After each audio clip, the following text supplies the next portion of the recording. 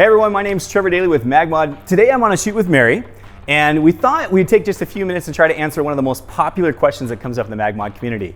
It's all about what is the difference between the MagBox and the MagSphere, two of our most popular modifiers.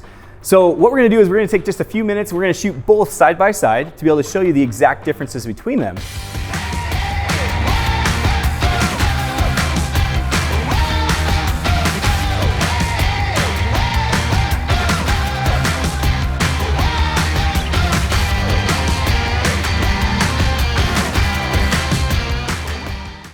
All right, so the first lighting setup that I'm going to do is I'm going to put my light stand about 45 degrees from Mary, and then I'm going to stick the mag shoe with a flash and the MagSphere on here. I'm going to raise this just above eye level and then tilt it down just a tiny bit. The look that I'm going for is a loop light, which is a shadow that just comes right off the nose. So let's go ahead and create this. Mary, scoot back just a tiny bit. There we go. All right, so in this first shot, what you're going to notice with the MagSphere is that the shadows are going to be a little bit harder than they are with the MagBox. So now I'm going to go ahead and swap this out, and we're going to do the exact same shot, exact same setup, but this time using the MagBox. Because the MagBox is bigger, it is closer here, so I'm actually going to scoot it back just ever so slightly, just to kind of match the difference with the MagSphere. So the MagSphere is going to give you a harder light, basically more contrast, whereas the MagBox, the shadow is a lot more subdued. It's the contrast from light to dark is a good, very nice soft transition over. Again, that's what large lights do, is they give you a nice transition. Now what I'm going to do is I'm going to make this even more defined. I'm going to move my light all the way to the side here, and this is what we call a position where I'm going to get a nice Rembrandt light. So Rembrandt light is a nice triangle on the cheek. It's a beautiful light. I love using this when I'm shooting in front of windows, but we're going to replicate the exact same thing with the MagBox, and then we're going to show you the difference between the MagBox and the MagSphere. So go ahead and look right here, Mary. 1, 2.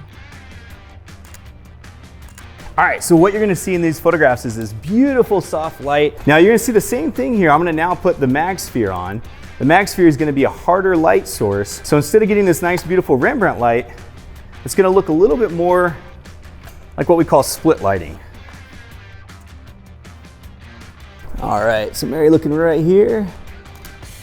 Okay, so what you're going to notice here in these photographs is that with the MagSphere on the side, it is a harder light. So basically we're getting what we call split lighting. This isn't the typical position that I would use the MagSphere. I would usually use it further back, or like I said, at a 45 degrees. Now there's one more lighting that I want to show you guys using both the MagBox and the MagSphere, and that's what we call paramount light or butterfly light. It's essentially, I'm going to put the light just above the camera shooting down towards our model, and it usually just kind of carves out the face. So we're going to do that right now. Give me just a second, we'll swap these lights out. All right, so now I have my light positioned just overhead. It's going to create shadow right underneath the nose and underneath the neck. But I want you guys to see the difference between the MagSphere and the MagBox. Again, the MagSphere is going to give us that harder light, and the MagBox is going to be a little bit softer. Now let's go ahead and swap the MagSphere with the MagBox. We're going to keep it in the same location. Again, just to show you the difference between the two. And we should see a much softer, real pretty shadows right underneath the nose. I'm just going to raise this just ever so slightly so I can get my camera underneath it, but essentially right about the same position here. So now when we look at these photographs, you're going to see side by side that the shadow from the MagSphere versus the MagBox is obviously different. The MagSphere is going to be a little bit harder shadow, whereas the MagBox is nice and beautiful and soft. Now again, hard light and soft light, there's not one that's right or wrong. You can use both depending on what story you're trying to tell with your photographs. Now here's a few tips that I just want to share with all of you when you're using the MagBox, kind of a best case on how to use it, right? So first and foremost, I like to actually have my MagBox just above eye level. So when I say just above eye level, I want to make sure that if my model, for example, Mary right now, she's sitting down, I'm just going to look at her, I'm going to make sure about the midpoint of the MagBox is just above her. Now the reason I like to do that is I like to make sure that the shadow, I'm getting a little bit of fill underneath her neck and underneath her nose. If I go too high with it, then I start losing that. Now all of a sudden the light from the MagBox doesn't get underneath there. So I want to make sure that I can show that. Now the other side of that is if I go too low, I start putting light on her body and I do less focus on the face. So again, just above eye level is typically where I like to put it. As I mentioned previously, I like to use the 45 degrees or even 90 degrees or over head directly. A couple more things is the diffusion filter on the front. This is one of the most important things when using a softbox. If I take this diffusion filter off, my light is not going to be nearly as soft as it is when I actually have the diffusion filter on. Now the cool thing with the MagBox is they have two different ones. They have both the soft fabric diffuser and the focus diffuser. So if you're looking for more of a gridded softbox, the focus diffuser is the one you want to pick. All right, so some of you might be asking, well, what about umbrellas? So here's the thing about umbrellas. Umbrellas will throw light everywhere, whereas the MagBox is going to contain it right inside this box, and then it's going to come out and put it exactly where you want it. The other disadvantage to umbrellas is the wind loves to carry these things and knock your flash and your stand and everything to the ground.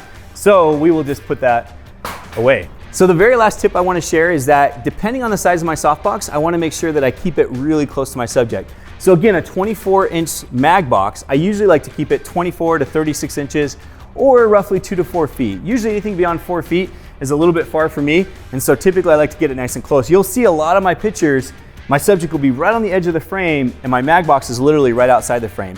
On occasion, I might have to shoot the MagBox inside the frame and just Photoshop it out later, but I try to avoid that whenever possible. All right, so let's wrap this up. The nice thing about the MagSphere is it does make your bare flash about 250% bigger. It's super quick and portable and easy modifier to take with you. You can literally smush it in your pocket or any pocket in your bag. The other cool thing is it's omnidirectional, so it's great not only off camera, but on camera if you like.